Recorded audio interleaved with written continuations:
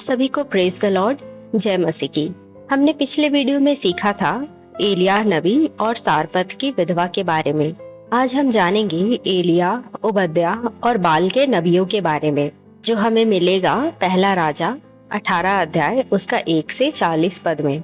जब बहुत दिनों के बाद तीसरे वर्ष में यहोवा ने एलिय्याह से कहा कि वह अहाब के पास जाए, क्योंकि अब यहोवा भूमि पर मेघ बरसाएगा।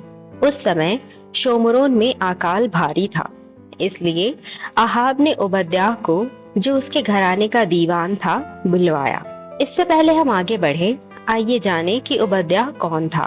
ओबद्याह यहोवा का भय मानता था, और जब इजबेल यहोवा के नबियों को नाश करती थी, तब ओबद्याह 100 नबियों को लेकर 50-50 करके गुफाओं में छिपा रखा था और अन्न जल देकर उनका पालन पोषण करता था।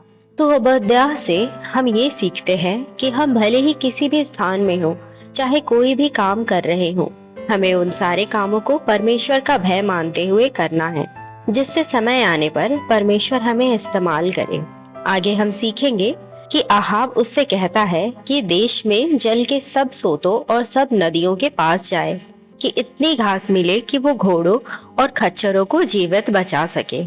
और उन्होंने आपस में देश बांटा कि उसमें होकर चले, एक ओर अहाब और दूसरी ओर ओबद्याह चला गया।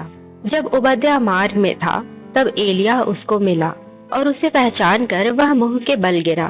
और एलिय्याह ने ओबद्याह से कहा कि जाकर अहाब से कह दे कि उसे एलिय्याह मिला है।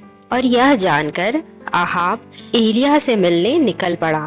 और एलिय्याह ने उससे कहा कि दूत भेजकर सारे इज़राइल को और बाल के 450 नबियों और अशेरा के 400 नबियों को, जो इजबेल की मेज पर खाते हैं, उसके पास करमेल पर्वत पर इकट्ठा कर ले। तब अहाब ने ऐसा ही किया। और एलिय्याह सब लोगों के पास आकर कहने लगा कि वे कब तक दो विचारों में लटके रहेंगे। यदि यहोवा परमेश्वर हो तो उसके पीछे हो ले, और यदि बाल हो तो उसके पीछे हो ले। और इसलिए वे 2 बछड़े लाए, और वे एक अपने लिए चुनकर उसे टुकड़े टुकड़े काट कर लकड़ी पर रख दे, और कुछ आग ना लगाए। और एलिय्याह दूसरे बछड़े को तैयार करके लकड़ी पर रख देगा और कुछ आग ना लगाएगा। तब वे अपने देवता से प्रार्थना करे, और एलिय्याह यहोवा से प्रार्थना करेगा, और जो आग गिराकर उत्तर दे वही परमेश्वर ठहरेगा। तब उन्होंने उस बछड़े को, जो उन्हें दिया गया था, लेकर तैयार किया, और भोर से लेकर दोपहर तक वह बाल से प्रार्थना करते रहे और अपनी बनाई हुई वेदी पर उछलने कूदने लगे। और उन्होंने बड़े शब्द से पुकार पुकार के अपनी रीति के अनुसार छुरियों और बर्छियों से अपने अपने को यहाँ तक घायल किया कि लहूलुहान हो गए। वे दोपहर से लेकर भेंट चढ़ाने के समय तक नबूवत करते रहे, परंतु किसी ने उत्तर ना दिया। तब एलिय्याह ने यहोवा की वेदी, जो गिराई गई थी, उसकी मरम्मत की, और याकूब के पुत्रों की गिनती के अनुसार 12 पत्थर छाटे, और उन पत्थरों से यहोवा के नाम की एक वेदी बनाई, और उसके चारों ओर एक बड़ा गड्ढा खोद दिया। और उसने वेदी पर लकड़ी को सजाया, और बछड़े को टुकड़े टुकड़े काटकर लकड़ी पर रख दिया, और कहा, 4 घड़े पानी भर के होम बलि, पशु और लकड़ी पर उंडेल दो। फिर भेंट चढ़ाने के समय एलिय्याह ने परमेश्वर से प्रार्थना की। तब यहोवा की आग आकाश से प्रकट हुई और होम बलि को लकड़ी और पत्थरों और धूलि समेत भस्म कर दिया, और गड्ढे में का जल भी सुखा दिया। यह देखकर सब लोग मुंह के बल गिरकर बोल उठे कि यहोवा ही परमेश्वर है।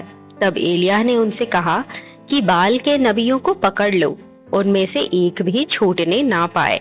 तब उन्होंने उनको पकड़ लिया, और एलिय्याह ने उन्हें नीचे किशोन के नाले में ले जाकर मार डाला। तो एलिय्याह से हम ये सीखते हैं कि हमें परमेश्वर की आज्ञा को मानना चाहिए, उसके आदेश का इंतजार करना चाहिए। जब हमें परमेश्वर की ओर से किसी काम को करने की आज्ञा मिले, तभी हमें उस काम को करना चाहिए, जैसा एलिय्याह ने किया, और परमेश्वर ने उसे बहुत आयत से इस्तेमाल किया। इसलिए परमेश्वर के साथ समय बिताएं, और हमारे चैनल को सब्सक्राइब करें, लाइक कमेंट करें, साथ ही हमें इंस्टाग्राम पर फॉलो करें, और इस वीडियो को दूसरों से शेयर करें।